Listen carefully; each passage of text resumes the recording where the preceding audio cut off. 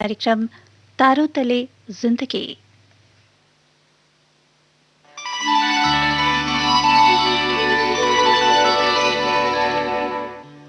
तारों तले जिंदगी इस सीरीज में हम आपके लिए लेकर आए हैं हिंदी साहित्य जगत की कुछ चर्चित कहानियों और उपन्यासों पर केंद्रित नाट्य वाचन। इस कड़ी में प्रस्तुत है मुंशी प्रेमचंद का लिखा चर्चित उपन्यास प्रेमा। तो आइए सुनते हैं प्रसिद्ध उपन्यास प्रेमा का रेडियो नाट्य वाचन।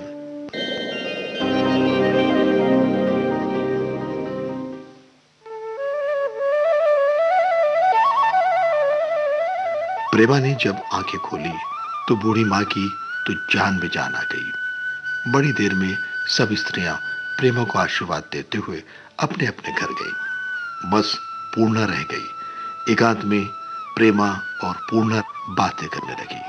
अब सुनते हैं प्रेमा के रेडियो नाट्य वाचन की 7वीं कड़ी।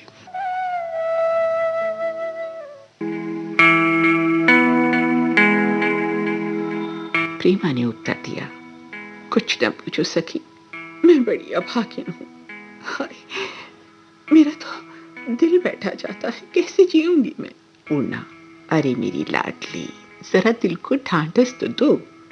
मैं अभी सब पता लगाए लेती हूँ। बाबू अमृत राय पर जो दोष लोगों ने लगाया है ना, अरे सब झूठ है, झूठ है। हाँ प्रेमा, सखी तुम्हारे मुंह में घी शक्कर, ईश्वर करे तुम्हारी सारी बातें सच हो।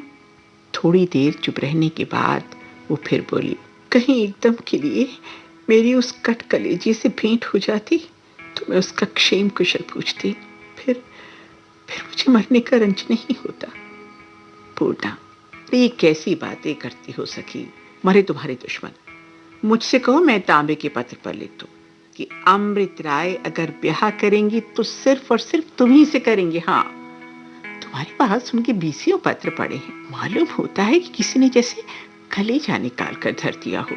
एक एक शब्द से सच्चा प्रेम टपकता है। ऐसा आदमी कभी दागा कर सकता है क्या? प्रेमा, यही सब सोच सोच कर तो 4 बरस से दिल को ढांढसती रही हूँ, मगर अब उनकी बातों का मुझे विश्वास नहीं रहा। तुम्हें बताओ ना, मैं कैसे जानूं कि उनको मुझसे प्रेम है। 4 बरस बीत गए, मुझे तो एक एक दिन काटना दूभर हो रहा है और वहां कुछ खबर ही नहीं होती। मुझे कभी कभी उनके इस टाल मटोल पर जैसे झुंझलाहट होती है। क्या कहूं मैं तुमसे, जी चाहता है इनको भूल जाऊं, मगर कुछ बस नहीं चलता। अरे दिल भी तो बेहया हो गया है। यहाँ अभी यही बातें हो रही थी कि बाबू कमला प्रसाद कमरे में दाखिल हुए। उनको देखते ही पूर्णा ने घूंघट निकाल ली और प्रेमा ने भी चट आंखों से आंसू पोंछ लिए। संभल कर बैठी। कमला प्रसाद ने आते ही कहा, प्रेमा तुम एक कैसी नादान हो भाई, ऐसी बातों पर तुमको विश्वास क्यों कर आ गया। इतना सुनना था कि प्रेमा का मुखड़ा गुलाब की तरह खिल गया। हर्ष के मारे उसकी आंखें चमकने लगी। पूर्णा ने आहिस्ता से उसकी एक उंगली दबाई। दोनों की दिल धड़कने लगे कि देखिए ये क्या कहते हैं। कमला प्रसाद, अरे बात केवल इतनी हुई कि घंटा भर हुआ लाला जी के पास बाबू दाननाथ आए हुए थे। शादी ब्याह की चर्चा होने लगी तो बाबू साहब ने कहा कि मुझे तो बाबू अमृत राय के इरादे इस साल भी पक्के मालूम नहीं होते। शायद वो सुधारक मंडली में दाखिल होने वाला है। बस इतनी सी बात को लोगों ने कुछ का कुछ समझ लिया। लाला जी उधर बेहोश होकर गिर पड़े, अम्मा उधर बदहवास हो गईं। अब जब तक उनको संभालूं कि सारे घर में कोलाहल होने लगा। अरे विधर्मी होना क्या कोई दिल लगी है? और फिर इसकी जरूरत ही क्या है?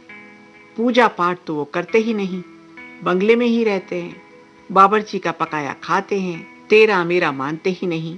तो उनको क्या कुत्ते ने काटा है कि अपना मत छोड़कर किसी और का ले लें?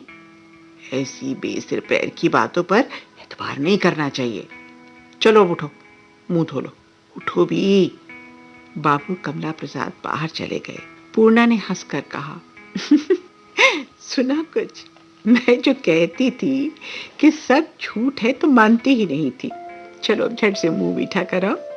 प्रेमा ने प्रफुल्लित होकर पूर्णा को छाती से लपटा लिया और उसको चूमते हुए बोली, मीठा हुआ कि नहीं? और लोगी?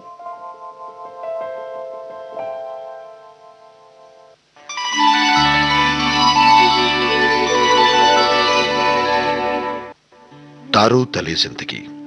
इस क्रम में अभी आप सुन रहे थे मुंशी प्रेमचंद का लिखा उपन्यास प्रेमा का रेडियो नाट्य वाचन। स्वर डॉक्टर ऋतु राजपूत का था और प्रस्तुतकर्ता थी काजल सूरी।